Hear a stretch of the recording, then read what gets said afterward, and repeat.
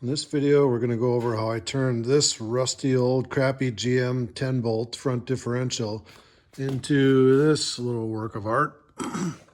All rebuilt with new bearings and a couple new axle shafts, new hubs and lockouts, and even crossover steering. So we'll go over the whole build.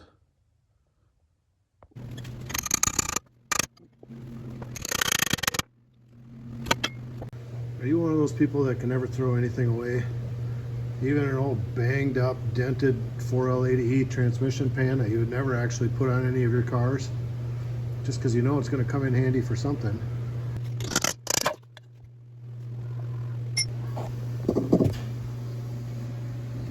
I am not a professional mechanic.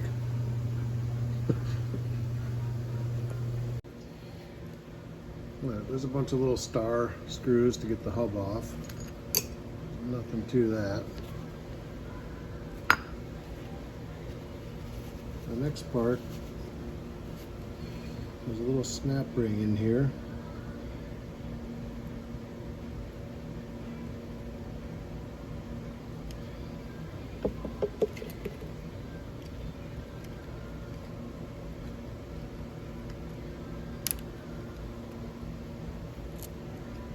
Okay, snap ring. Now we got a little Phillips screw here.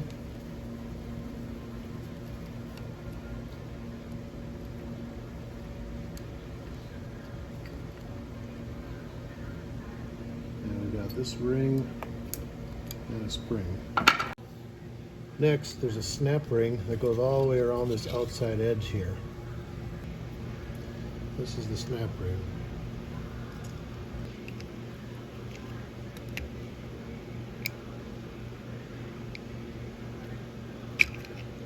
There we go. That's the snap ring. And now this hub should pull out.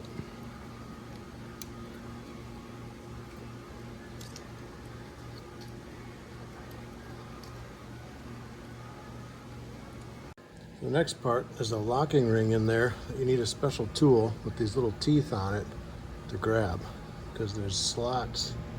See those 4 slots?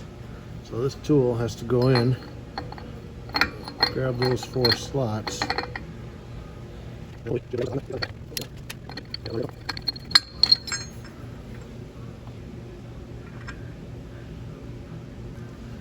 This little locking ring.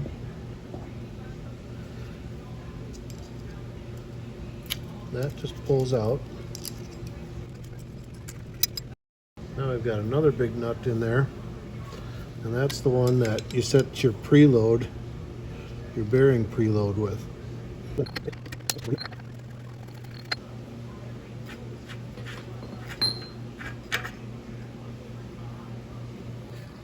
And now this whole hub should come right off.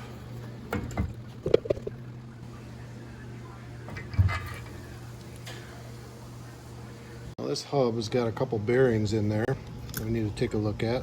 First one is right here. So there's one in the front, and there's going to be one in the back too. And then this whole hub assembly comes in 2 pieces. So these lug nuts press through from the back. So if you want to replace just the brake rotor, you have to press all these lugs out. All these guys have to be pressed out on a press, and that'll separate these 2 pieces. That way you can keep your hub and just put a new rotor on. Or for twice the money, they sell this whole thing as an assembly, so you don't have to do any work.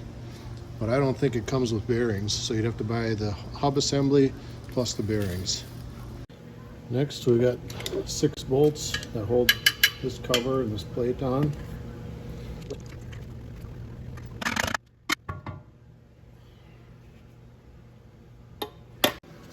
Now these little studs, I think they just press through. I'm going to put a little punch in there.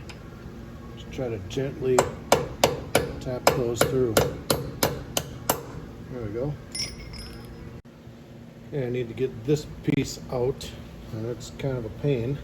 Seems to be pressed on there pretty tight, so I'm just trying to work a wedge in between somewhere.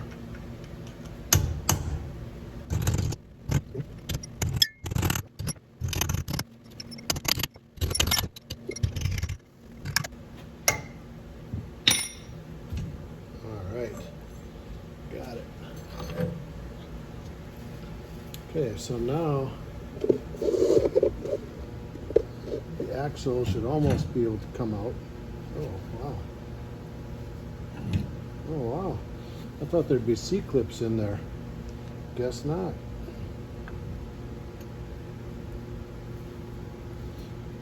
Look at that, no slot. So there's no C-clips holding these axles in. That's a big old pig down in there. That's 1 1/8 inches.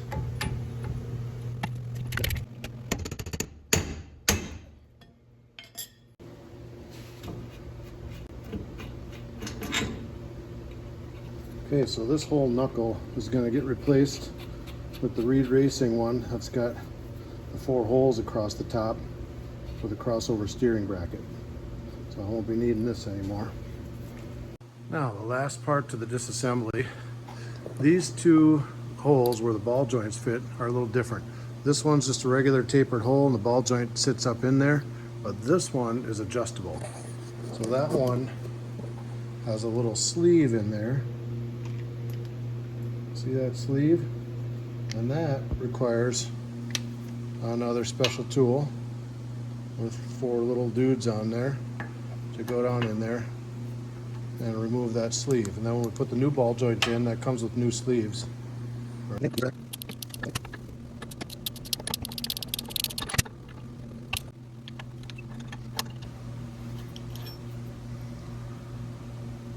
you go, that's what the sleeve looks like. Well, I don't want to jinx it, but I think I might have just had my first stroke of really good luck on this thing. So I counted the teeth on the ring gear and on the pinion way up in there. You can see it. And there's 41 teeth on the ring, 10 on the pinion. So if you take 41 divided by 10, that gives you 4.10, 410 gears. I was thinking I was going to have to put 410 gears in here because I got a rear differential of 14-bolt full floater that I think has 410s in it. So I was thinking I'm going to have to take this all apart, get a set of 410 gears. But this is good news. It's awesome. I just want to show this here. I wasn't able to get the axle out through this knuckle for some reason. So I was afraid I wouldn't be able to reach that nut, but actually now that all the rest of this stuff is off the front and the axle can move around a little bit, there is enough room to get a wrench in there on that nut. So I'm working this one loose by hand without the socket.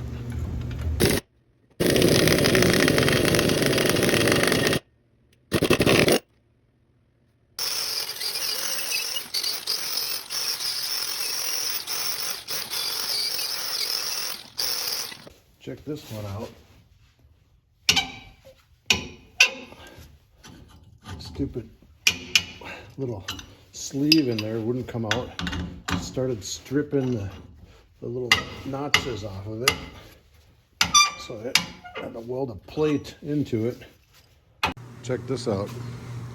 U-joint in one direction, U-joint in the other direction. I think these U-joints have an internal snap ring, and it's right here.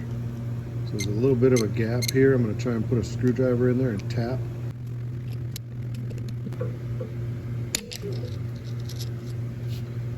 one came out.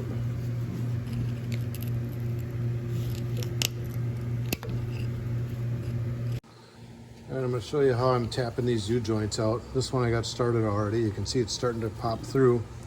So I cut a piece of steel tubing that fits right around the flange of this thing and is wide enough to allow the cap of the U-joint to come through like that. So that's the side that you put on the bottom. So we'll try it on this next one. And that way I can tap from the top and it can come out the bottom. Okay.